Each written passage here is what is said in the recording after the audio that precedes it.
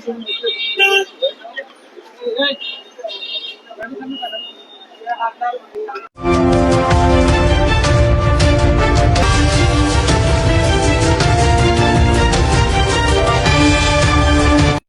নগরের বিভিন্ন পয়েন্টে যৌনকর্মীদের আনাগোনা ও সামাজিক অবক্ষয় রোধে জনসচেতনতা। বর্তমান পরিস্থিতি। আধ্যাত্মিক নগরী হিসেবে পরিচিত সিলেটে সাম্প্রতিক সময়ে বিভিন্ন পয়েন্ট ও আবাসিক এলাকায় অসামাজিক কার্যকলাপের অভিযোগ বৃদ্ধি পেয়েছে। বিশেষ করে রাতের আঁধারে নগরীর কতিপয় মোড়, রেলস্টেশন এলাকা এবং কিছু অখ্যাত আবাসিক হোটেলে যৌনকর্মীদের আনাগোনা জনমনে অস্বস্তি ও ক্ষোভের সৃষ্টি করছে। সাধারণ পথচারীরা অভিযোগ করছেন যে এসব এলাকায় পরিবার নিয়ে চলাফেরা করা ক্রমশ কঠিন হয়ে পড়ছে। ২. সামাজিক ও নৈতিক প্রভাব। স্থানীয় সচেতন নাগরিকদের মতে এই ধরনের কার্যকলাপের বিস্তার সমাজের উপর নেতিবাচক প্রভাব ফেলছে। তরুণ প্রজন্মের অবক্ষয়, উঠতি বয়সী কিশোর ও তরুণরা ভুল পথে পরিচালিত হওয়ার ঝুঁকিতে পড়ছে।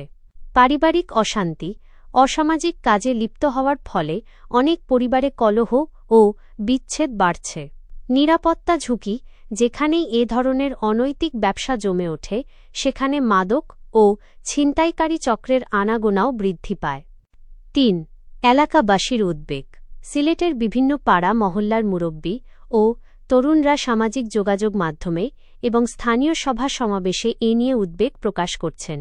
তাদের মতে এটি কেবল আইনি অপরাধ নয়, বরং সিলেটের দীর্ঘদিনের ধর্মীয় গাজীপুরের শ্রীপুর উপজেলার মাওনা উত্তরপাড়ায় জাবের স্পিনিং মিলসের বিপরীত পাশে একটি বাড়িতে দীর্ঘদিন ধরে চলা গোপন পতিতাবৃত্তির আস্তানা অবশেষে এলাকাবাসীর সাহসী পদক্ষেপে ফাঁস হয়ে গেছে। ২৮ জুলাই বিকেলে অভিযান চালিয়ে এলাকাবাসী ওই বাড়ি থেকে ৩ জন আইন শৃঙ্খলা রক্ষাকারী বাহিনী বিভিন্ন সময় অভিযান চালিয়ে জড়িতদের গ্রেপ্তার করলেও জামিনে বেরিয়ে এসে তারা পুনরায় একই কাজে লিপ্ত হচ্ছে। স্থায়ী সমাধানের জন্য নিম্নোক্ত পদক্ষেপগুলো জরুরি বলে মনে করা হচ্ছে। নিয়মিত টহল, চিহ্নিত স্পটগুলোতে পুলিশের নজরদারি ও রাত্রিকালীন টহল জোরদার করা। হোটেল তদারকি। যেসব আবাসিক হোটেল অসামাজিক কাজের প্রশ্রয় দেয় তাদের লাইসেন্স বাতিল সহ কঠোর আইনানুগ ব্যবস্থা নেওয়া। সামাজিক প্রতিরোধ। পাড়া মহল্লায়, পঞ্চায়েত ও যুবকদের মাধ্যমে সচেতনতা বৃদ্ধি এবং সামাজিক নজরদারি বাড়ানো। পুনর্বাসন।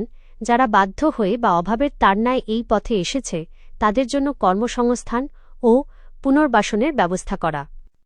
উপসংহার। সিলেটে অসামাজিক কার্যকলাপ নির্মূল করা কেবল প্রশাসনের একার কাজ নয়, এটি একটি সামাজিক ব্যাধি যা নিরাময়ে সুশীল সমাজ, ধর্মীয় নেতা এবং সাধারণ মানুষকে ঐক্যবদ্ধ হতে হবে।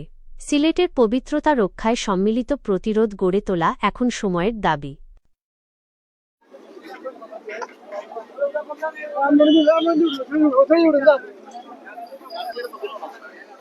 মনে স্যার এদিকে আসেন। আমার জায়গাগুলো করে আলো হয়েছে।